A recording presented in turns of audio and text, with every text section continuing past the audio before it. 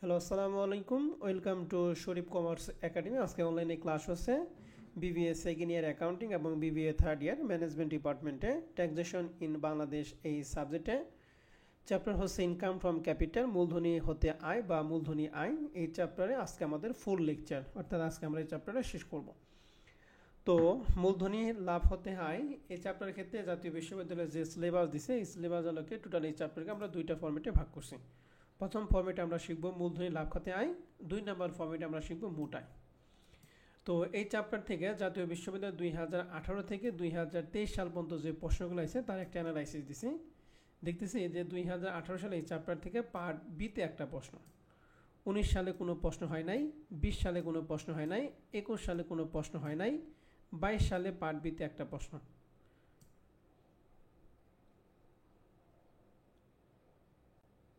ওকে, তাহলে এইটা হচ্ছে আমাদের মিসিং হয়েছে। 22 সালে পার্ট বিতে একটা প্রশ্ন, আর 23 সালে গিয়া তোমাদের কোনো প্রশ্ন হয়, মানে এইবার যে পরীক্ষা আছে এই পরীক্ষার মধ্যে আমাদের কোনো মানে এখান থেকে এই চ্যাপ্টার থেকে কোনো প্রশ্ন হয় নাই। তো তোমরা পরীক্ষা দিবা 2024 সালে। তো এখান থেকে যেহেতু 2022 সালে একটা প্রশ্ন আছে, তাহলে 2024 সালে এখান থেকে তোমাদের একটা প্রশ্ন আসতেও পারে, আবার নাও আসতে পারে। তবে শিওর থাকো এখান থেকে একটা প্রশ্ন আসতে পারে। হ্যাঁ, এটা আমরা টার্গেট করে বলবো যে এই চ্যাপ্টারতে আমরা একটা প্রশ্ন অ্যান্সার করবো। তো এই যে অ্যানালাইসিসটা দিছি, অ্যানালাইসিসটা হচ্ছে অ্যাকাউন্টিং ডিপার্টমেন্টের অ্যানালাইসিস, আর ম্যানেজমেন্ট ডিপার্টমেন্টের অ্যানালাইসিসটা আমি ম্যানেজমেন্ট ডিপার্টমেন্টের শিটে দিয়ে রাখছি, যেটা তোমাদের গ্রুপে আমি সাবমিট করে দেবো। তো আসি তাহলে এই মূলধনী লাভ খাতে আয় নির্ণয় করার জন্য আগে বেসিকটুকু আমরা ক্লিয়ার করি। মূলধনী লাভটা কি? লেখা আছে কোনো মূলধনী সম্পত্তি, মূলধনী মানে কি স্থায়ী সম্পত্তি, হস্তান্তর, বিক্রয় বা বিনিময় করার পরে করদাতার যে লাভ হয় তাকে বলা হয় মূলধনী লাভ খাত, মূলধনী লাভ। আর মূলধনী লাভ খাতের নির্ণয় করার জন্য দুইটা স্টেপ। প্রথম ফর্মেট আমরা শিখবো হচ্ছে মূলধনী আয় নির্ণয়, 2 নম্বর ফর্মেট আমরা শিখবো হচ্ছে মোট আয়। এই মোট আয়টা ডিপেন্ড করবে প্রথম ছকের উপর ডিপেন্ড করে, প্রথম ছকের উপর ভিত্তি করে আমরা 2 নাম্বারটা করব। তো শুরুতেই আমরা প্রথম ছকটা একটু দেখে নেই। তো অঙ্ক করার শুরুতে আমরা জানি যে আমাদের প্রথমে অঙ্ক করার জন্য দিতে হয় করদাতার নাম, এরপরে আয় বর্ষ, কর বর্ষ তোমাদের জন্য ফিক্সড, মূলধনী আয় নির্ণয়। এবং এখানেও আমরা একটা ছক কাটবো যা কি আয়ের খাত বিবরণ এবং টাকা। লাস্ট ক্লাসে আমরা ব্যবসা পেশা খাতে আয় করছিলাম, ওইটা ধারা কত ছিল? 45 থেকে 56। 45 থেকে 56। আজকে আমরা করব মূলধনী লাভ খাতে আয়, সেটা হচ্ছে 57 থেকে 61। তাহলে সবাই একটু রেসপন্স করো তো দেখি, মূলধনী লাভ খাতে আয় ধারাটা কত থেকে কত? 57 থেকে 61। 57 থেকে 61। গুড। এবার আসি মূলধনী লাভ খাতে আয়ের মধ্যে সর্বপ্রথম আমাদের দুইটা জিনিস দিতে হবে। এক হচ্ছে মূলধনী সম্পত্তির বিক্রয় মূল্য, অর্থাৎ যে সম্পত্তি আমি বিক্রি করব তার বিক্রয় মূল্যটা দিব, এবং হস্তান্তরের সময় ন্যায্য বাজার মূল্য। ন্যায্য বাজার মূল্য মানে কি মার্কেট প্রাইস। মনে রাখবেন সবসময় মূলধনী সম্পত্তির বিক্রয় মূল্য এবং হস্তান্তরের সময় ন্যায্য বাজার মূল্য, এই দুইটার মধ্যে যেটা বড় সেটাই হচ্ছে আমরা আয় হিসেবে গণ্য করব, এবং এইটার থেকে আমরা বাদ দিব অনুমোদনযোগ্য ব্যয়। এখন প্রশ্ন হচ্ছে এখানে অনেক সময় প্রশ্নে এই বিক্রয় মূল্য দেওয়া থাকবে, ন্যায্য বাজার মূল্য দেওয়া থাকবে না। যদি ন্যায্য বাজার মূল্য দেওয়া না থাকে তাহলে আপনি এটা জিরো ধরবেন, অথবা না দিলেও কোনো সমস্যা নাই। তার মানে প্রথম স্টেপটা কি, মূলধনী সম্পত্তি বিক্রয় মূল্য অথবা ন্যায্য হস্তান্তরের সময় ন্যায্য বাজার মূল্য, এই দুইটার মধ্যে কি ছোটটা নিব নাকি বড়টা নিব? বড়টি। এখান থেকে আমরা বাদ দিব অনুমোদনযোগ্য ব্যয়। এই অনুমোদনযোগ্য ব্যয় হচ্ছে তিনটা।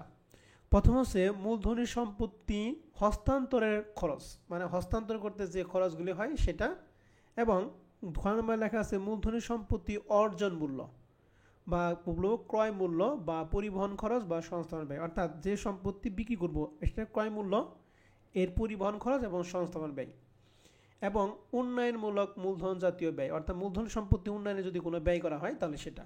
এই তিনটা আইটেম হচ্ছে অনুমোদনযোগ্য ব্যয়। তাহলে বিক্রয় মূল্য এবং ন্যায্য বাজার মূল্য দুইটার মধ্যে যেটা বড় এটাই থেকে অনুমোদনযোগ্য ব্যয় বাদ দিব তিনটা। মূলধনী সম্পত্তি হস্তান্তরের খরচ, মূলধনী সম্পত্তি অর্জন মূল্য যারা বলা হয় ক্রয় মূল্য এবং ক্রয় পরিবহন এবং সংস্থাপন ব্যয়, আর উন্নয়নমূলক মূলধন জাতীয় ব্যয়, এই তিনটা যোগফল এটাই থেকে বাদ দিয়ে আমরা যেটা পাবো সেটাই হচ্ছে মূলধনী আয়। তাহলে মূলধনী আয়টা বের করা খুব সহজ। তাহলে মূলধনী আয় বের করার জন্য শুরুতে আমরা কি দিব, বিক্রয় মূল্য এবং ন্যায্য বাজার মূল্যের মধ্যে ছোটটা নাকি বড়টা? বড়টি। এবং সেখান থেকে অনুমোদনযোগ্য ব্যয় বাদ দিব তিনটা। এই তিনটা ব্যয় আপনারা একটু ভালো করে খেয়াল করেন। তাহলে এটা হলো প্রথম স্টেপ। আপনাদের প্রশ্নের মধ্যে চাইবে যে মূলধনী লাভ খাতে আয় নির্ণয় করো, এবং আরও পরক্ষণে চাইবে যে মোট আয় নির্ণয় করো। যখন মোট আয় নির্ণয় করতে হবে বলবে, তখন আমরা দ্বিতীয় ছকটা করব। তো দ্বিতীয় ছকটা করার জন্য প্রথমে সে আগের মতোই করদাতার নাম, আয় বর্ষ, কর বর্ষ তোমাদের জন্য ফিক্সড, মোট আয় নির্ণয়।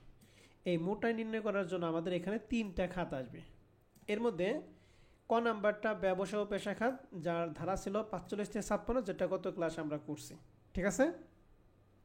জি স্যার। এই ব্যবসা বা পেশা খাতের মধ্যে আসবে স্থায়ী সম্পত্তি বিক্রয় হতে মুনাফা জাতীয় আয়। আর মূলধনী লাভ খাতে আয় ধারা হচ্ছে আজকে বললাম 57 থেকে কত 61। এখানে আসবে স্থায়ী সম্পত্তি বিক্রয় হতে মূলধনী লাভ, অর্থাৎ এই যে এখানে আমরা যেটা বের করব। আর গ নাম্বার হচ্ছে অন্যান্য খাত বা অন্যান্য উৎস খাতে, যার ধারা হচ্ছে 66 থেকে 69। অন্যান্য খাত এই দুইটা সম্পত্তি মুনাফা জাতীয় আয় এবং মূলধন জাতীয় আয় ব্যতীত যদি অন্য কোনো আয় থাকে, তাহলে সেটা হলো অন্যান্য খাতে যাবে। কথা বুঝতে পারছি সবাই না? জি স্যার। তাহলে এই তিনটা যোগ করে হবে আমাদের কি, মোট আয়। এখন প্রশ্ন হচ্ছে স্যার, ব্যবসা ও পেশা খাতে আয়ের মধ্যে যে স্থায়ী সম্পত্তি বিক্রি হতে মুনাফা জাতীয় আয় যায়, এটা তো আমরা এখানে বের করি না, তাহলে এটা পাবো কোথায়? এটা আমরা একটা ওয়ার্কিং করব। এখানে যেটা যাবে মূলধনের খাত, সেটা আমরা এই যে এই ছকের মাধ্যমে যেটা বের করব সেটা, আর অন্যান্য খাতে আয়টা প্রশ্নে উল্লেখ থাকবে। তাহলে এই মোট আয় নির্ণয় করার জন্য আমাদের একটা ওয়ার্কিং করতে হবে। কোন ওয়ার্কিংটা?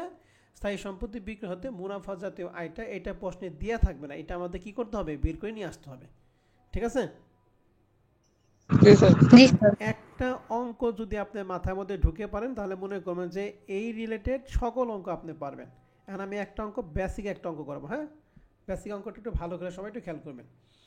প্রথম প্রশ্নটা 2016 সালে ম্যানেজমেন্ট ডিপার্টমেন্ট পার্ট বিতে আইছিল। প্রশ্নটা কি, ভালো করে সবাই একটু খেয়াল করবো। লেখা আছে, জনাব রহিম একজন ব্যবসায়ী। 2018 সালে 1 জানুয়ারি তিনি 5 লক্ষ টাকা একটি যন্ত্রপাতি ক্রয় করে। তাহলে এটা হলো যন্ত্রপাতির ক্রয় মূল্য। ঠিক আছে? যন্ত্রপাতি কি মূল্য বলেন দেখি? ক্রয় মূল্য। বলেন তো যন্ত্রপাতি ক্রয় মূল্য কি অনুমোদনযোগ্য ব্যয়ের মধ্যে আসে না? না, যন্ত্রপাতির অপচয় আসবে। কি কর তুমি? জি স্যার আসবে, এখানে আসবে অনুমোদনযোগ্য স্যার। ব্যয়ের মধ্যে সম্পত্তি অর্জন মূল্য বা ক্রয় মূল্য। তুমি ব্যবসা খাত মনে করতেছো কেন? এরপর লেখা আছে, জি স্যার। যন্ত্রপাতিটি তিনি 2023 সালে 30 জুন 6,20,000 টাকা বিক্রি করে। তাহলে এটা হলো যন্ত্রপাতির বিক্রয় মূল্য। আর সম্পত্তি হস্তান্তরের সময় এই ন্যায্য বাজার মূল্য ছিল 6,50,000। তাহলে বিক্রয় মূল্য 6,20,000 এবং ন্যায্য বাজার মূল্য 6,50,000। তাহলে দুইটার মধ্যে কোনটা নিব বলো তো দেখি? 6,50,000 টাকা। 6,50,000। গুড। এই 6,50,000 টাকার সাথে আমরা অনুমোদনযোগ্য ব্যয়গুলি কি করব বলো দেখি? বিয়োগ করব নাকি? জি স্যার। প্রশ্নে বলা আছে যে বিক্রয়ের সময় পর্যন্ত অনুমোদিত অবশ্যই পরিমাণ ছিল 1,20,000। এটা 1,20,000 অবশ্যই কিন্তু অনুমোদিত। এবং জনাব রহিমের অন্যান্য খাতে আয় ছিল 2,50,000। এই যে অন্যান্য খাতটা সরাসরি বলে দিয়ে আছে। এখন প্রশ্নে বলছে 24-25 কর বর্ষে জনাব রহিমের মূলধনী আয় ও মোট আয় নির্ণয় করতে হবে। মূলধনী আয় নির্ণয় করব। কে জানি আনমিউট আছে?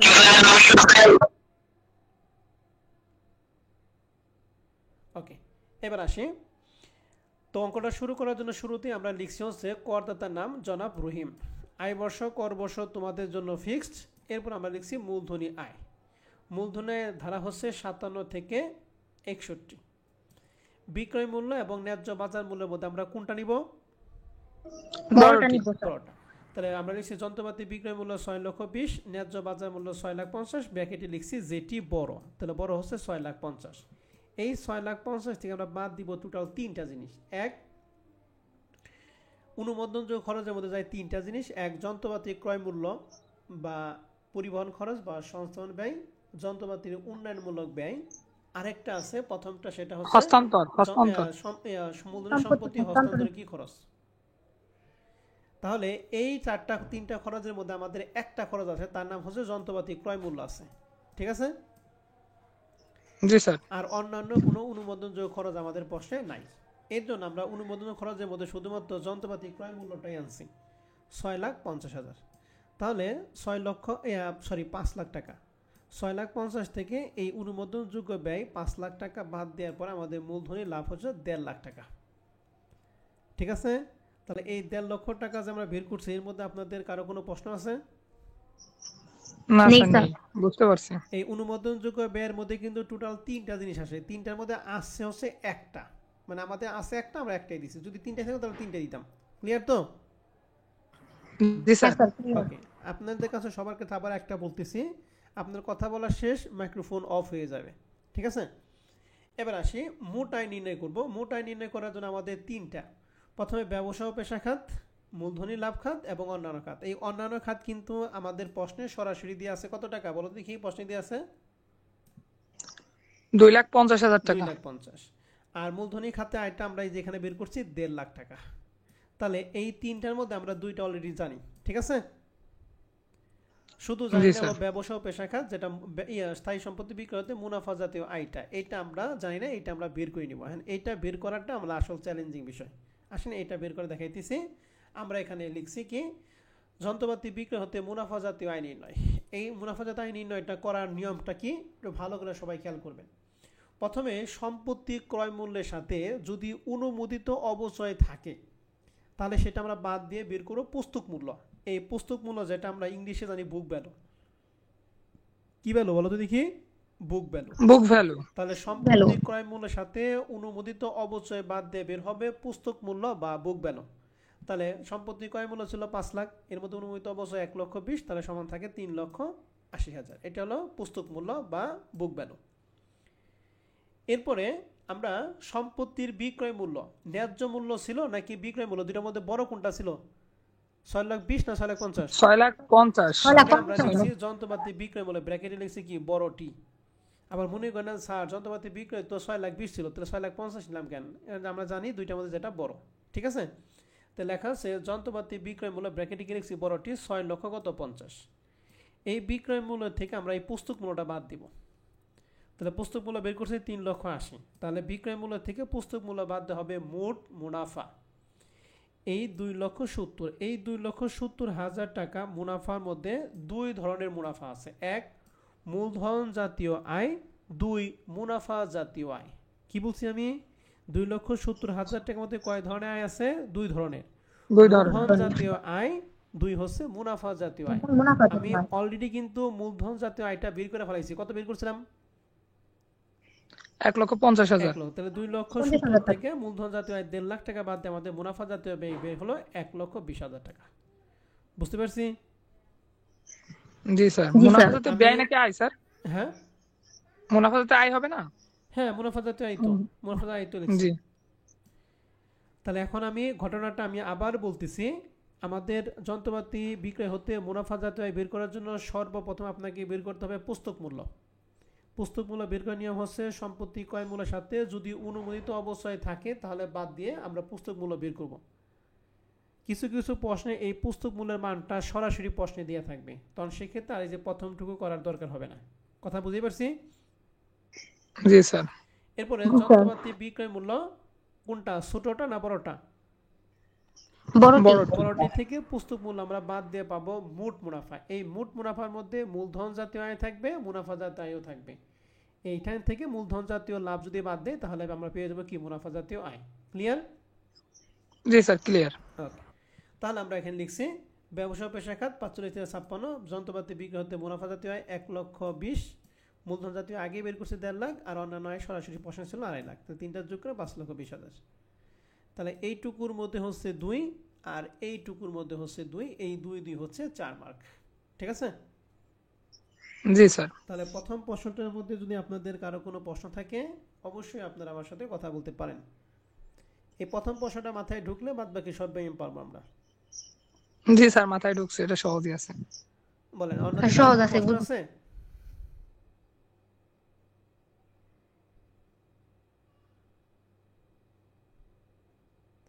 ওকে, কথা নাই মানে কোনো প্রশ্ন নাই। এখন আমরা 2 নম্বর অঙ্কটা চলে যাই। দেখেন 2 নম্বর অঙ্কটা, এটা 2018 সালে অ্যাকাউন্টিং এর অঙ্ক। প্রশ্নে বলা আছে কি, জনাব আব্দুল একজন ব্যবসায়ী, সে 2018 সালে 1 জুলাই তারিখে ব্যবসায়ী ব্যবহারের জন্য 4 লক্ষ টাকা একটি মেশিন কেনেন। তাহলে মেশিনের ক্রয় মূল্য কত টাকা? 4 লাখ টাকা। উক্ত মেশিনের আনাইন খরচ মানে পরিবহন খরচ 10,000 টাকা এবং মেশিনের সংস্থাপন ব্যয় হচ্ছে 40,000 টাকা।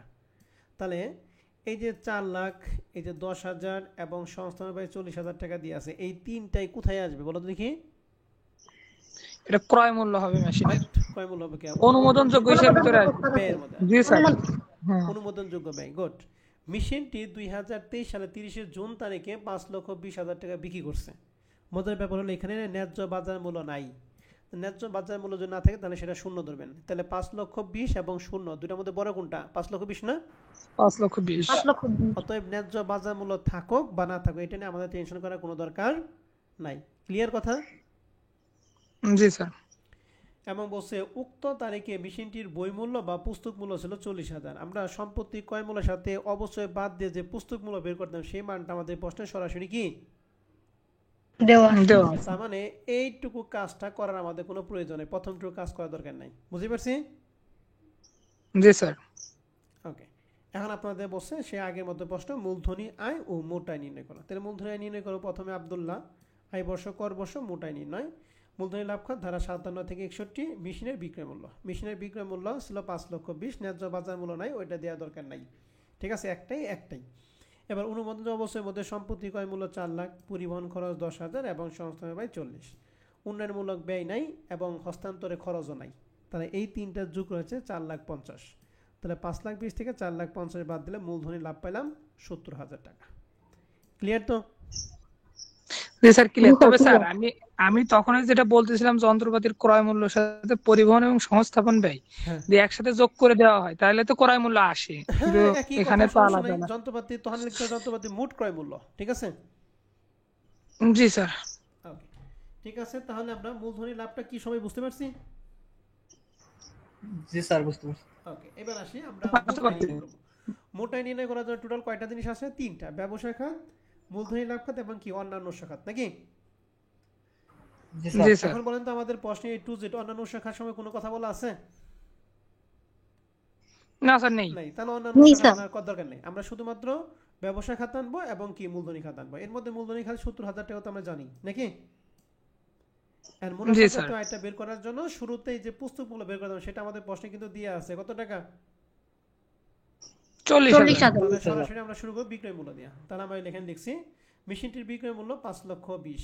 এখান থেকে পুস্তক মূল্য যেটা প্রশ্নে ছিল 40,000 টাকা বাদ দেওয়া হচ্ছে 4,80,000। এই 4,80,000 মধ্যে মূলধন জাতীয় আয় আছে, মুনাফা জাতীয় আয় আছে। এর মধ্যে মূলধন জাতীয় আয় বের করছি 70,000। তাহলে মুনাফা জাতীয় আয় কত? 4,10,000। 4,10,000। এটা কি বুঝছি না বুঝি নাই? জি স্যার বুঝতে পারছি। তাহলে আমরা লিখছি ব্যবসা ও পেশা খাত ধারা 45 থেকে 56 মুনাফা জাতীয় আয় বের করছি 4,10,000 আর মূলধন জাতীয় আয় তো 70, দুইটা মিলা হচ্ছে 4,80,000। অন্যান্য খাত কিন্তু নাই, এর জন্য অন্যান্য খাত আনা হয় নাই। ক্লিয়ার? জি স্যার ক্লিয়ার। তাহলে এই রিলেটেড অঙ্ক যদি আসে পরীক্ষায় পারবেন আপনারা? পারবো স্যার। 100% ইনশাআল্লাহ পারবো স্যার। ওকে, ঠিক আছে। তাহলে আমি এই রিলেটেড কিছু প্রশ্ন আপনাদের বাসায় কাজ দিব। হ্যাঁ, 3 নাম্বার অঙ্কটা এটা আমি করে দিব, এটা আপাতত করার দরকার নাই। 3 এবং 4 আমি করে দিব। হ্যাঁ, এখন ওই রিলেটেড কিছু প্রশ্ন আপনাদের আছে, ওই প্রশ্নগুলো আমি একটু পরে দিতেছি। হ্যাঁ, এই যে 4 নাম্বার প্রশ্ন থেকে 4 নাম্বার প্রবলেম থেকে আপনাদের হচ্ছে এই যে 9 নাম্বার প্রশ্ন পর্যন্ত এগুলো সব প্রবলেম 1 এবং 2 এর মতো। ঠিক আছে? আমি এখান থেকে একটা প্রশ্ন পরে দিব। হ্যাঁ, সবগুলো তো একই, আমি 2-1টা প্রশ্ন পরে দিই। 4 নাম্বার অঙ্কটা লেখা আছে জনাব আব্দুল আলী একটি ব্যবসায়ী প্রতিষ্ঠানের মালিক। তিনি 2023 সালে 1 জানুয়ারি তারিখে সম্পত্তি 6,10,000 টাকা বিক্রি করেন। এই সম্পত্তি তিনি 2019 সালে 1 জানুয়ারি তারিখে 4,70,000 টাকা ক্রয় করেছিল। সম্পত্তি ক্রয়ের তারিখ হতে বিক্রয় তারিখ পর্যন্ত মোট অনুমোদনযোগ্য অবশ্যই পরিমাণ ছিল 90,000 টাকা। তার অন্যান্য আয় হচ্ছে 1,90,000, মানে অন্যান্য শাখাতে আয় হলো 1,90,000। মূলধনী লাভ এবং মোট আয় নির্ণয় করতে বসে। এখন প্রশ্ন হচ্ছে মূলধনী আয় নির্ণয় করার জন্য প্রথমে সম্পত্তি বিক্রয় মূল্য কত দিয়ে আছে? 6,10,000 টাকা। 6,10,000। ন্যায্য বাজার মূল্য নাই, তার মানে আমাদের 6,10,000 টাকাই, ঠিক আছে? 6,10,000 টাকা সরাসরি যাবে, নাকি? জি স্যার। এখান থেকে বাদ দিব অনুমোদনযোগ্য অবস্থা। আমাকে বলতে হবে অনুমোদন অবস্থার মধ্যে এই অঙ্কের জন্য কয়টা আইটেম আছে? 90,000 আর হচ্ছে 1,90,000। বুঝে বলো, উল্টাপাল্টা বলো স্যার না। একটা স্যার 1,90,000 ক্রয়। 4,70,000 টাকা। 4,70,000। এই যে 4,70,000 যে বলছেন তারটা রাইট হয়েছে, দুইজন বলছে 4,70,000।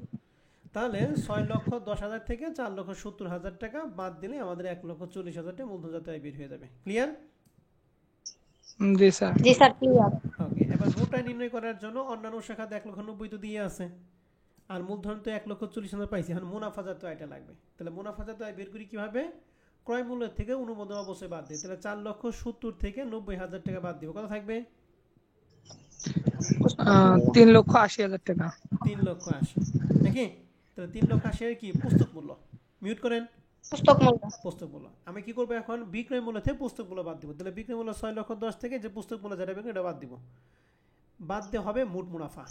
মোট মুনাফা। এই মোট মুনাফার থেকে 1,40,000 যদি বাদ দেয় তাহলে মুনাফা জাত আয় পাবো। কথা বুঝতে পারছি? জি স্যার বুঝছি।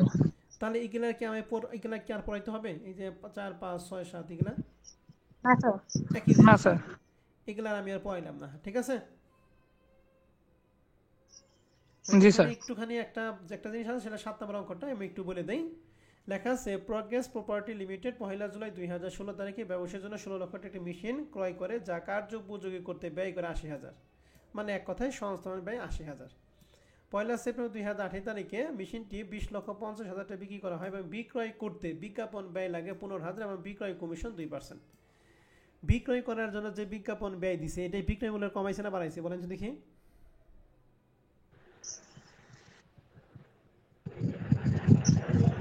বিক্রয় করার জন্য যে বিজ্ঞাপন দেয় এটা বিক্রয় মূল্য কমায় না বাড়ায়?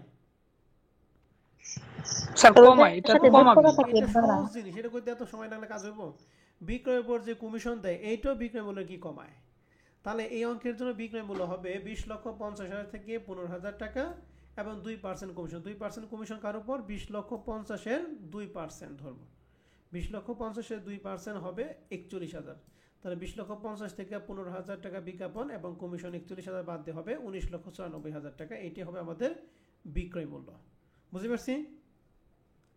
স্যার এখানে বিক্রয় মূল্য থেকে আগে 15,000 বাদ দিয়ে পার্সেন্ট করতে হবে না, নাকি ডিরেক্ট পার্সেন্ট করতে হবে? Direct percentage. জি ঠিক আছে। সবাই কি বিক্রয় মূল্যটা কি বুঝতে পারছি? জি স্যার বুঝতে পারছি। ওকে, তাহলে বিক্রয় মূল্য হলো ন্যায্য বাজার মূল্য নাই, তাহলে 19,94,000 নিব। এখান থেকে আমরা অনুমোদনযোগ্য অবশ্যই বাদ দেবো। অনুমোদনযোগ্য অবশ্যই মধ্যে আমাদের বলেন তো এখানে টোটাল কত টাকা আছে, কত টাকা হবে?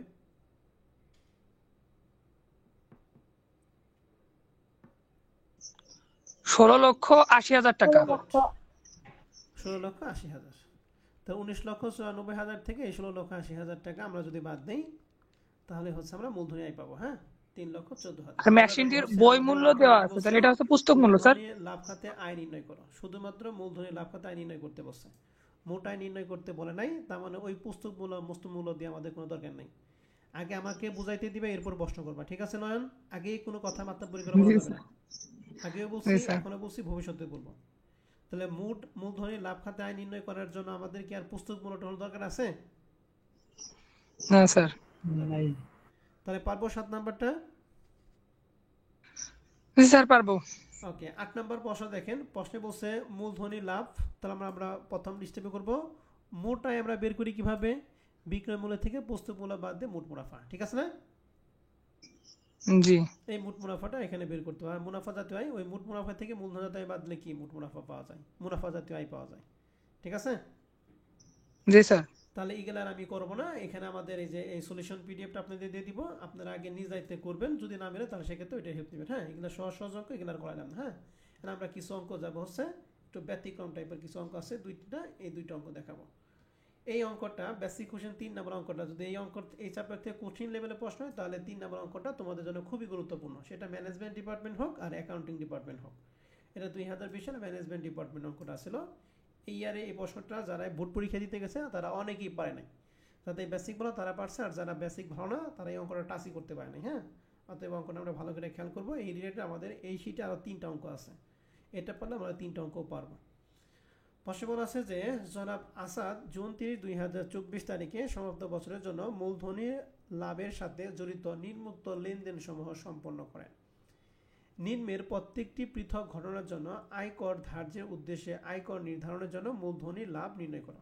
তাহলে আমাদের মূলধনী লাভ নির্ণয় করতে বলছে। এখানে টোটাল আইটেম দিয়ে আছে 5টা। 5টা আইটেমের ভিত্তি করে আমরা মূলধনের লাভ নির্ণয় করব। তো অঙ্ক করার জন্য শুরুতেই আমরা লিখছি করদাতার নাম জনাব আসাদ, আয় বর্ষ, কর বর্ষ, মূলধনী লাভ খাত, আয় খাত ও বিবরণ টাকা টাকা। মূলধনী লাভ খাতে ধারা হচ্ছে 57 থেকে কত 61। ঠিক আছে, এখন আমরা এখানে যে 5টা আইটেম আছে 5টা আইটেম আমরা স্টেপ বাই স্টেপ পড়ব এবং এখানে আমরা কি করব এন্ট্রি দিব। তা সেই শুরুতেই আমরা প্রথম অঙ্কটা পড়তেছি। প্রথম আইটেমটা লেখা আছে তিনি একটি প্রাইভেট কার 6,90,000 টাকা বিক্রি করে, যাহা তিনি 2020 সালে 4,70,000 টাকা ক্রয় করেছিল এবং গাড়িটি শুধু তার ব্যক্তিগত কাজে ব্যবহার করছে। ব্যক্তিগত কাজে গাড়ি ক্রয় করুক বিক্রি করুক এটা মূলধনের লাভ খাতের সাথে কোনো সম্পৃক্ত নাই। বুঝতে পারছি কথা? মূলধনের লাভ খাতের সাথে সম্পৃক্ত হবে শুধুমাত্র যেটা ব্যবসা করার জন্য ক্রয় বিক্রয় করবে সেটা। তো এটা যেহেতু ব্যক্তিগত কাজের, অতএব এটার কোনো লাভ বা লস বা কোনো ইফেক্ট আমাদের মূলধনের লাভ খাতে পড়বে না। অতএব 1 নাম্বার আইটেমটা এটা আমাদের প্রশ্নের মধ্যে আসবে না। কথায় ক্লিয়ার? জি স্যার। তাহলে এটার জন্য আমরা লিখছি প্রাইভেট কার যেহেতু ব্যক্তিগত কাজে ব্যবহার করা হয় তাই এর হ্রাস বৃদ্ধি মূলধনের লাভ খাতে আসবে না। ক্লিয়ার কথা? জি স্যার। জি স্যার ক্লিয়ার। এবার আসি আমরা 2 নাম্বার আইটেমটা পড়তেছি। এটা ভালো করে খেয়াল করি। লেখা আছে 2023 সালে এপ্রিলে 3 তলা একটি বিল্ডিং বিক্রি করেন 36 লক্ষ টাকা। বাড়িটি তিনি 2011 সালে মার্চ মাসে 21,60,000 টাকা ক্রয় করছিল। তাহলে এই 36 লক্ষ টাকা কিন্তু বিক্রয় মূল্য, আর ক্রয় মূল্য হচ্ছে 21,60,000, যা 2017 সালে জানুয়ারি মাসে বাড়িটি মোট 5 লক্ষ টাকা ব্যয় করে সম্প্রসারণ করে। মানে সম্প্রসারণ মানে কি উন্নয়নমূলক ব্যয় করে। তাহলে এই উন্নয়নমূলক ব্যয় কিন্তু ক্রয় মূল্যের সাথে যোগ হয় নাকি অনুমোদনযোগ্য ব্যয়ের মধ্যে আসে না? অনুমোদনযোগ্য ভিতরে। তাহলে আমরা অনুমোদনযোগ্য ব্যয়ের মধ্যে দিব 21,60,000 আর এখানে কত 5 লাখ। আর 5 লাখ। 2023 সালে এপ্রিল মাসে ন্যায্য বাজার মূল্য ছিল 38,40,000। তাহলে বিক্রয় মূল্য হলো 36 লাখ আর ন্যায্য বাজার মূল্য 38,40,000। দুটোর মধ্যে কোনটা আসবে? 38,40,000 টাকা। তাহলে আমরা এখানে 2 নাম্বার জন্য দিছি বিল্ডিং 36, ন্যায্য বাজার মূল্য 38,40,000, দুইটার মধ্যে যেটা বড় 38,40,000। ক্লিয়ার? জি স্যার। অনুমোদনের খরচের মধ্যে বিল্ডিং এর ক্রয় মূল্য 21,60,000 আর সম্প্রসারণ ব্যয় হচ্ছে 5 লাখ, দুইটা মিলে হচ্ছে 26,60,000। তাহলে 48,40,000 সাথে 26,60,000 যদি বাদ দেই তাহলে মূলধনী লাভ পাইলাম 11,80,000। ক্লিয়ার?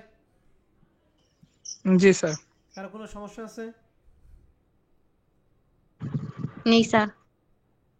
কথা বলেন কিন্তু, যদি পরবর্তীতে কোনো সমস্যা ফেস করেন অতএব এখনই প্রশ্ন করতে হবে। ঠিক আছে? তাহলে 2 নাম্বার আইটেমটা আমরা কি সবাই ক্লিয়ার? জি স্যার ক্লিয়ার। ওকে, এবার 3 নাম্বারটা আসে। লেখা আছে তিনি কুমিল্লা নিজ গ্রামে অবস্থিত একটি এক খণ্ড জমি আছে 30 লক্ষ টাকা বিক্রি করছে। জমিটি কুমিল্লা ক্যান্টনমেন্ট বোর্ড এলাকার আওতার বাইরে।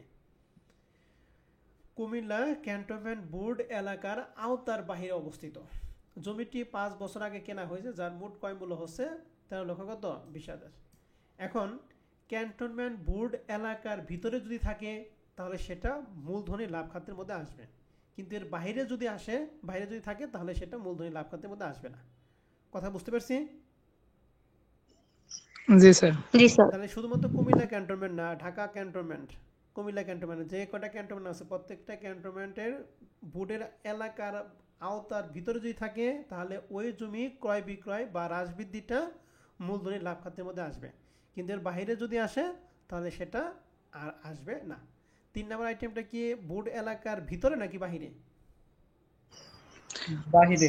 এলাকার বাহিরে। এর জন্য এটা হ্রাস বৃদ্ধিটা আমাদের মূলধনী লাভ খাতের মধ্যে আসবে না। ক্লিয়ার? জি স্যার। এখন পরীক্ষার মধ্যে স্যার যদি কুমিল্লার পরিবর্তে লেখা যায় ঢাকা ক্যান্টনমেন্ট, তার কোনো সমস্যা আছে? না স্যার নেই। তা 3 নম্বর জন্য লিখছি যেহেতু জমিটি ক্যান্টনমেন্ট বোর্ড এলাকার বাইরে, সুতরাং এই হ্রাস বৃদ্ধি মূলধনী আয়ে আসবে না। ক্লিয়ার? জি স্যার। Clear sir. ওকে, তাহলে আমরা এখানে 3টা শেষ করলাম। 4 নাম্বারটা বলছে তার ব্যবসায় ব্যবহৃত হয় এমন একটি যন্ত্র ন্যায্য বাজার মূল্য ছিল 1,80,000 টাকা বিক্রি করছে। যন্ত্রটি 96,000 টাকা ক্রয় করা হয়েছিল এবং মেশিনটি নবায়ন খরচ মানে সংস্থাপন ব্যয় 36,000 টাকা। বিক্রয় সময় যন্ত্রপাতিটি পুঞ্জীভূত অবস্থায় ছিল 72,000 টাকা। তাহলে এটা যেহেতু ব্যবসায় ব্যবহার হয়েছে অতএব এটা হ্রাস বৃদ্ধিতে আমাদের মূলধনী লাভ খাতে আসবে। তো মূলধনী লাভ খাতে আসার জন্য শুরুতে আমরা দিই বিক্রয় মূল্য এবং ন্যায্য বাজার মূল্য যেটা বড়। বিক্রয় মূল্য আমাদের কত দিয়ে আছে?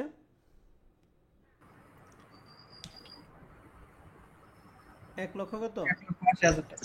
1,80,000 টাকা ন্যায্য মূল্য বিক্রি দেওয়া করে, আছে। তার মানে এখানে ন্যায্য বাজার মূল্য নাই, ন্যায্য বাজার মূল্য এবং বিক্রয় মূল্য একটা টাকায়, এর জন্য 1,80,000 টাকা আমরা এখানে দিছি। কই এই যে এই যন্ত্রপাতি বিক্রয় মূল্য নাই, ন্যায্য বাজার মূল্য আছে 1,80,000, দুইটার মধ্যে বড় হচ্ছে 1,80,000। এখান থেকে অনুমোদনযোগ্য খরচ আমরা বাদ দিব। অনুমোদন খরচের মধ্যে আমাদের আছে যন্ত্রটি ক্রয় ছিল 96,000 টাকা ক্রয় করা হয়েছে, এবং নবায়ন খরচ আরো কত টাকা বলো দেখি? 36,000। 36। তাহলে 36,000 ক্রয় টাকা। মূল্য 96,000 টাকা এবং নবায়ন খরচ 36,000, এই দুইটা অনুমোদন খরচের মধ্যে আসবে। কিন্তু পুঞ্জীভূত অবশ্যই কি অনুমোদন খরচের মধ্যে আসে না পুস্তক মূল্য নির্ণয় করার ক্ষেত্রে আসে? পুস্তক মূল্য নির্ণয়ের ক্ষেত্রে পুস্তক আসে। মূল্য নির্ণয়ের সময় আসে। এইটার আমাদের এই মূলধনী খাতের মধ্যে আসবে না, ঠিক আছে না? জি এটা আসবে স্যার। জি, মুনাফা স্যার। জাতীয় আয় নির্ণয় করার ক্ষেত্রে। তাই আমি এই 96,000 টাকা এবং 36, এই দুইটা আমরা কি করবো, অনুমোদন খরচ আমরা কি করব, বিয়োগ করব। তাহলে আমি এখানে লিখছি যন্ত্রপাতি ক্রয় 96, নবায়ন খরচ 36, দুইটা মিলে হচ্ছে 1,32,000। তাহলে 1,80,000 তে 1,32,000 বাদে 48,000 টাকা থাকে। বোঝা গেছে? জি স্যার। জি, স্যার। এখন বলতে পারেন স্যার তাহলে এই পুঞ্জীভূত অবশ্যইটা আসলো না কেন? কারণ পুঞ্জীভূত অবশ্যই আসে মুনাফা জাতীয় আয় বের করার ক্ষেত্রে। কথা বুঝতেই পারছি? জি স্যার। আমরা জি, বের স্যার, করতেছি বুঝছি। আমরা বের করতেছি মূলধনী লাভ খাত, অতএব 72,000 টাকা কোনো প্রয়োজন নাই। ক্লিয়ার সবাই? জি স্যার। জি স্যার।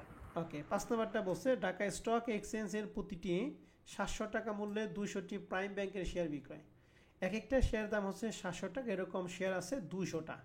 তাহলে মোট কত টাকা শেয়ার বিক্রি করছে বলেন তো দেখি? 14 7 দুগুণে 14 আর 1,40,000। হচ্ছে 4 1,40,000 নাকি? জি বলছে জি। বিক্রয়লব্ধ অর্থের উপর ব্রোকারের কমিশন 1%। ব্রোকার মানে কি? দালাল রে দিছে 1%। এই যে দালাল রে যে কমিশন দেয়, এই কমিশন বিক্রয় মূল্য কমায় না বাড়ায় বলেন তো দেখি? কমাই। কমায়। Good. বিক্রয় ক্ষেত্রে বিজ্ঞাপন খরচ বা কমিশন এগুলা বিক্রয় মূল্য কমিয়ে দেয়। বলছে শেয়ারগুলো অর্জন মূল্য প্রতিটি 200 টাকা। অর্জন মূল্য মানে ক্রয় মূল্য ছিল প্রতিটি 200 টাকা, ব্রোকারেজ কমিশন কত? 1%। তাহলে আসেন আমরা অঙ্কটা একটু দেখি। 5 নম্বরে লেখা আছে যে প্রথমে বিক্রয় মূল্য 700টা শেয়ার ছিল, বিক্রি করছিল কত? 200 টাকা করে। 700 × 200 সমান 1 লাখ কত? 14। এখন বিক্রয় করার ক্ষেত্রে কমিশন দিছে না? কয় পার্সেন্ট কমিশন দিছে বলো তো বিক্রয় করার ক্ষেত্রে? 1%। 1%। এই পরের কমিশন এটা কিন্তু অর্জন মূল্যের ক্ষেত্রে মানে ক্রয় মূল্যের ক্ষেত্রে কমিশন, কিন্তু মনে রাখবেন বিক্রয় মূল্যের ক্ষেত্রে কমিশন থাকলে বিক্রয় মূল্যের কমায়, আর ক্রয় মূল্যের ক্ষেত্রে কমিশন থাকলে ক্রয় মূল্যের বাড়ায়। মনে থাকবে তো?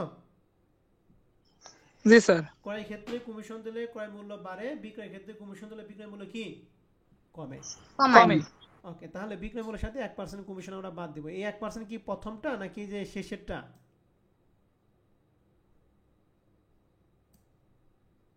লেখা আছে বিক্রয়লব্ধ অর্থের উপর ব্রোকারেজ কমিশন 1%, এই প্রথম 1%টা বাদ দেব।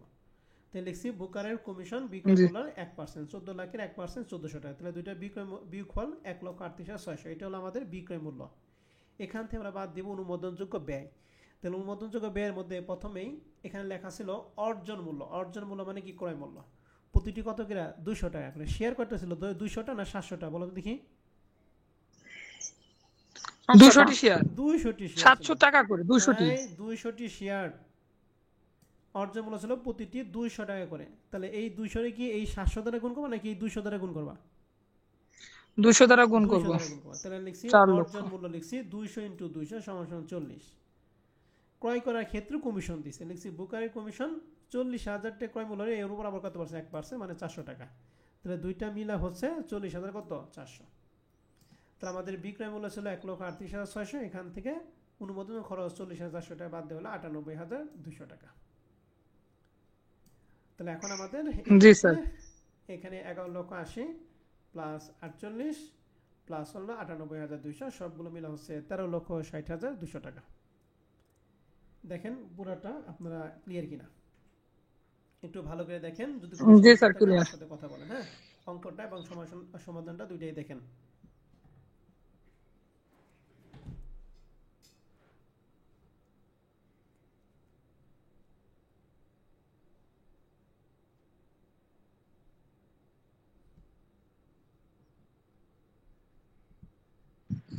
জি স্যার, ক্লিয়ার। ক্লিয়ার। তাহলে এখান থেকে আমরা দুইটা নতুন জিনিস শিখলাম। এক, যদি ব্যক্তিগত কোনো জিনিস থাকে তাহলে তার রাজবৃত্তিটা আমাদের মূলধনী লাভ খাতে আসে না। আর 2 নাম্বারটা ক্যান্টনমেন্ট বোর্ড এলাকার ভিতরে যদি থাকে তাহলে তার হ্রাসবৃদ্ধিটা আসবে, কিন্তু বাইরে থাকলে তার হ্রাসবৃদ্ধিটা কি আসবে না। ঠিক আছে? জি স্যার। স্যার এখানে নিজ বাড়ি বিক্রয় ধরেন ক্যান্টনমেন্টের ভিতরে এটাই শুধু আসবে, নিজ বাড়ি থাকলেও আসবে আর অন্য কোথাও লেখা থাকলেও আসবে, ক্যান্টনমেন্টের ভিতরে আর বাইরে হলে আসবে কোথায় না, এটাই? ক্যান্টনমেন্টের ভিতরে যদি নিজ বাড়ি থাকুক আর সরকারি বাড়ি যেমন তাই থাকুক আসবে। ঠিক আছে? জি আর বাইরে যদি থাকে তাহলে আসবে না, শেষ। জি ঠিক আছে। তাহলে 3 নাম্বার নিয়ে আপনাদের আরো কোনো প্রশ্ন আছে? না স্যার নেই আমার আর। ওকে, তাহলে 5 নম্বরের ক্ষেত্রে আমরা 5 নম্বরের ক্ষেত্রে আরেকটা জিনিস শিখলাম। এখানে ক্রয় ক্ষেত্রে কমিশন রে ক্রয় মূল্যে বাড়ায়, বিক্রয় ক্ষেত্রে কমিশন কি বিক্রয় মূল্যের কি কমাই।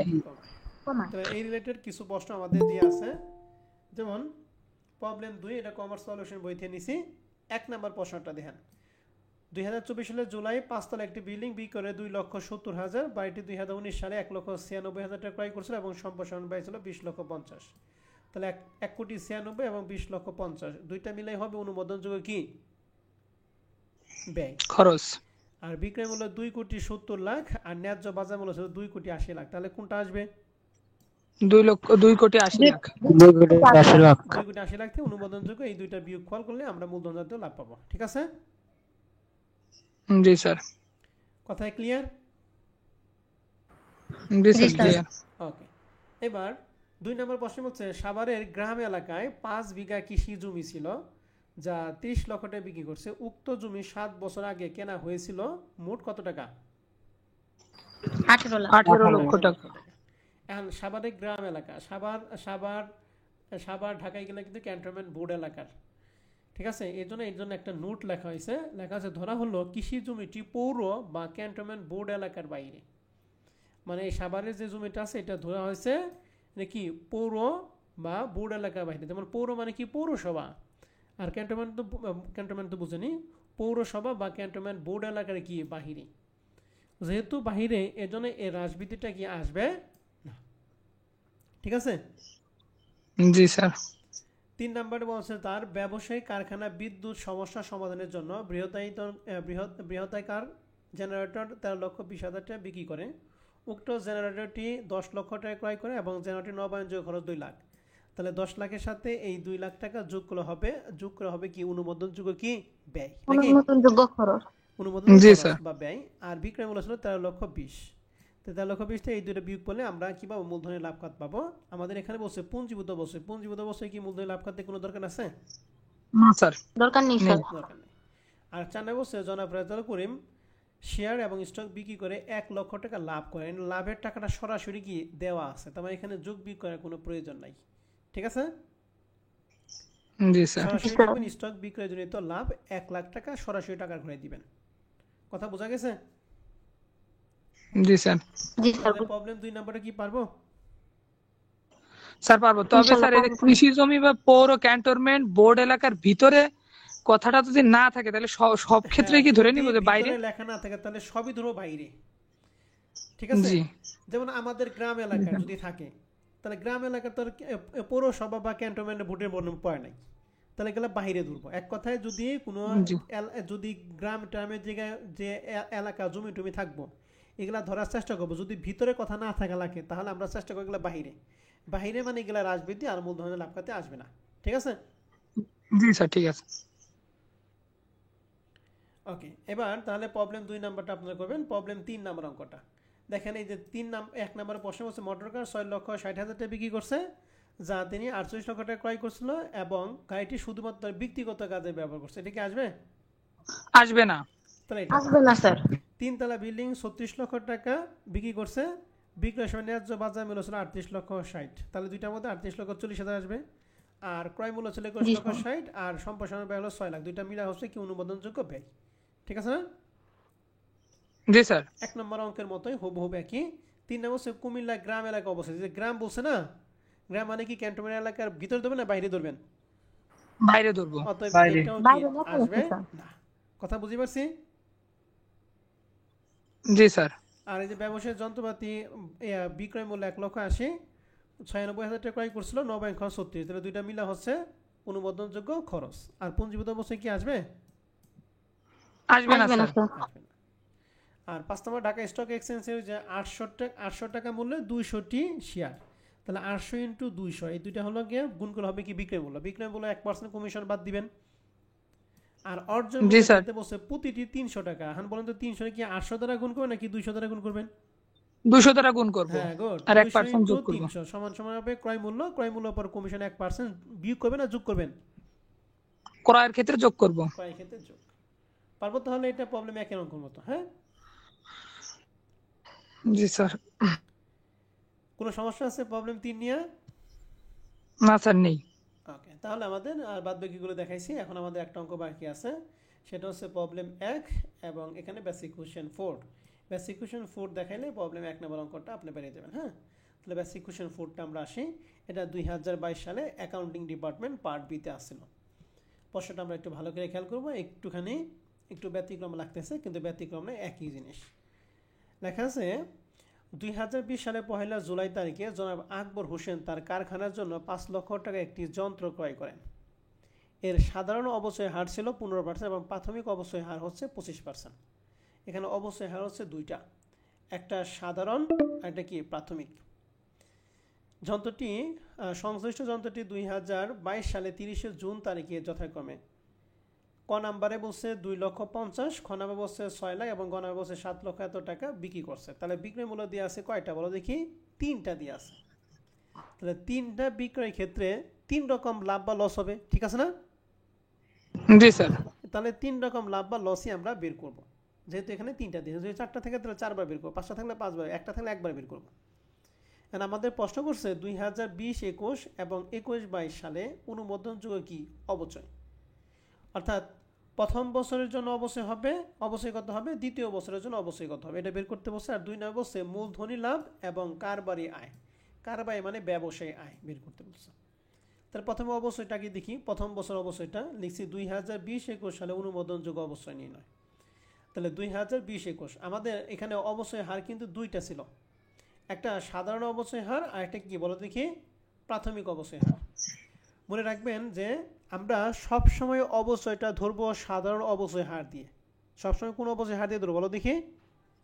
সাধারণ অবচয় হার। সাধারণ। কিন্তু প্রথম সাধারণ বছরের জন্য প্রাথমিক অবশ্যই হারটা হবে শুধুমাত্র প্রথম বছরের জন্য।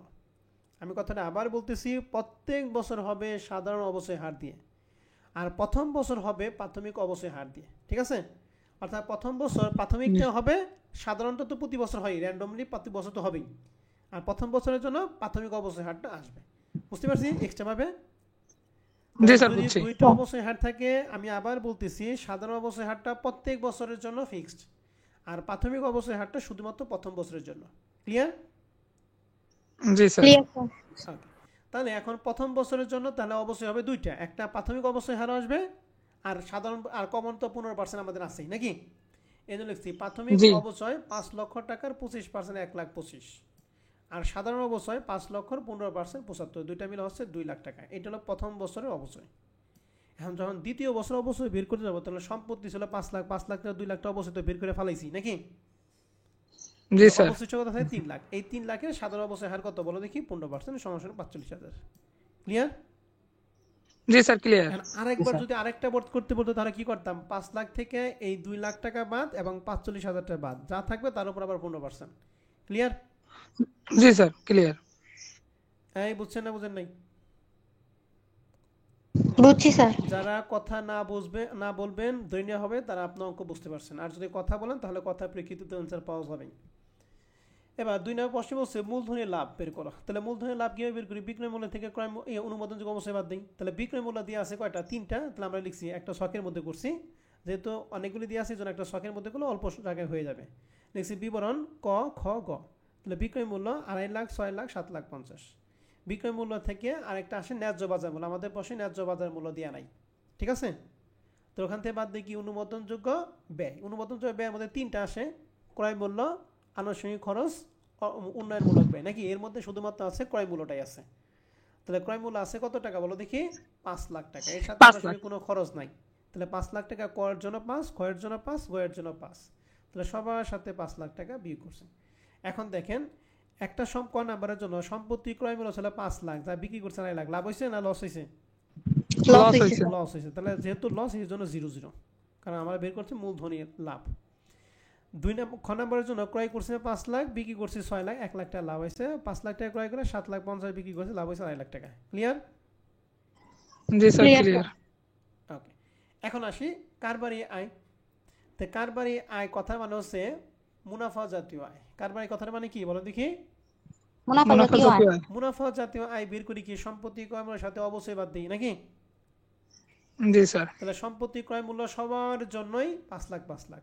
এখন অনুমোদিত অবচয় আমরা টোটাল বের করলাম কত? প্রথম বছর বের করছি 2 লাখ, দ্বিতীয় বছর বের করলাম কত? 45। তাহলে মিলা কত? 2 লাখ কত? 45। ঠিক আছে? জি স্যার ঠিক আছে। তাহলে সবার জন্য 2 লাখ 45। তাহলে ক্রয় মূল্য সাথে অবশ্যই বাদ দিয়ে কি থাকে? পুস্তক মূল্য। প্রথমটার জন্য 2 লাখ 55, দ্বিতীয়টার জন্য একই, তৃতীয়টার জন্য একই। বোঝা গেছে পুস্তক মূল্যটা? জি জি স্যার স্যার। পুস্তক মূল্য।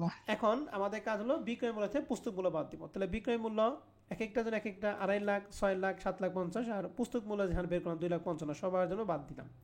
তো বাদ দিয়ে মুনাফা প্রথমটার ক্ষেত্রে -5,000, দ্বিতীয় ক্ষেত্রে 3 লাখ 45, তৃতীয় ক্ষেত্রে কত? 4 লাখ 95।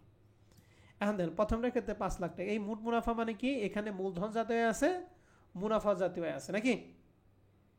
জি স্যার। তাহলে ক নম্বরের জন্য মুনাফা মূলধন জাতীয় কত বের করছি? 0 বের করছি না? জি 0 স্যার 0 জিরো। তাহলে 5 লাখ থেকে 5,000 থেকে 0 বাদ দিয়ে কত? আরবার আয় কত পাইলাম? মানে মুনাফা জাতীয় আয় পাইলাম কত? 5,000 নাকি? মানে এটা আয় না, অবশ্যই এটা লস, যেহেতু মাইন ব্র্যাকেট। ঠিক আছে? জি জি স্যার। স্যার। এর জন্য 3 লাখ 45 এর মধ্যে আমরা মূলধন জাতীয় বের করছি 1 লাখ, তাহলে মুনাফা জাতীয় বেরো 2 লক্ষ 45। গয়ের মধ্যে 4 লাখ 75 এর মধ্যে আমরা মূলধন জাতীয় বের করছি 2.5 লাখ, তাহলে মুনাফা জাতীয় বেরো 2 লক্ষ 45। ক্লিয়ার? জি জি স্যার স্যার ক্লিয়ার। ক্লিয়ার। দেখেন এই 4 নম্বর প্রশ্ন নিয়ে যদি আপনাদের কোনো কোশ্চেন থাকে অবশ্যই আপনারা আমার সাথে কথা বলেন। স্যার সম্পত্তির বিক্রয় মূল্য থেকে সম্পত্তির ক্রয় মূল্য যে 2.5 লাখ টাকা থেকে 5 লাখ বাদ দিয়ে -2.5 লাখ না এসে 0 0 কেন আসলো? বুঝি নাই? স্যার সম্পত্তির বিক্রয় মূল্য 2.5 লাখ কতে, আর বাদ হচ্ছে সম্পত্তি বিক্রয় মূল্য 2.5 লাখ আর ক্রয় মূল্য হচ্ছে হ্যাঁ হ্যাঁ 5 লাখ, এটা বাদ দিয়ে। হ্যাঁ, শোনো আমি আমি বলতেছি, তোমার প্রশ্ন পড়ছি। এখানে -2.5 লাখ টাকা কেন আসলো না? আমরা বের করতেছি মূলধনী আয়। মূলধনী আয় মানে কি? লাভ বের করতে হবে। 5 লক্ষ টাকা ক্রয় করলে আপনি বিক্রি করছেন 2.5 লাখ টাকা, লাভ হচ্ছে? না স্যার। ফিরোটা লস হয়েছে না? লস তো আমাদের বের করতে পারে না, আমাদের বলছে মূলধনী আয়। যেহেতু লাভ হয় না এই জন্য আমরা এখানে 0 0 দিছি। ঠিক আছে? জি স্যার বুঝতে পারছি এবার। আর কোনো প্রশ্ন আছে কারো? আমার আর কোনো প্রশ্ন নেই স্যার। অন্যদের? এই যে নেই যেভাবে স্যার। ক্লাস জি করাইতেছি স্যার প্রশ্ন নেই। আপনারা যদি ঠিকঠাক মতো পড়াশোনা করেন তাহলে মনে করুন আপনারা সর্বোচ্চ নাম্বার পাবেন, যদি মাথায় রাখতে পারেন। হ্যাঁ, আর মাথায় যদি না রাখা পারেন তাহলে রেকর্ড ক্লাস তো আমাদের আছে, রেকর্ড ক্লাস পরবর্তীতে দেখবেন, আশা করি সমস্যার সমাধান হয়ে যাবে। বেসিক কিন্তু রাখতে হবে। হ্যাঁ, তাহলে এই বেসিক কোশ্চেন ইনশাআল্লাহ। 4 এর মতো আমাদের এই যে প্রবলেম 1 নাম্বার, তাহলে এইটার আমি আর করাইতেছি না, এটা আপনারা নিজ দায়িত্বে করে ফেলবেন। ঠিক আছে? জি স্যার ঠিক আছে। ওকে, তাহলে এরই মাধ্যমে আমরা এই মূলধনী লাভ হারটা শেষ করলাম। আমরা নেক্সট ক্লাসে নতুন চ্যাপ্টার শুরু করব।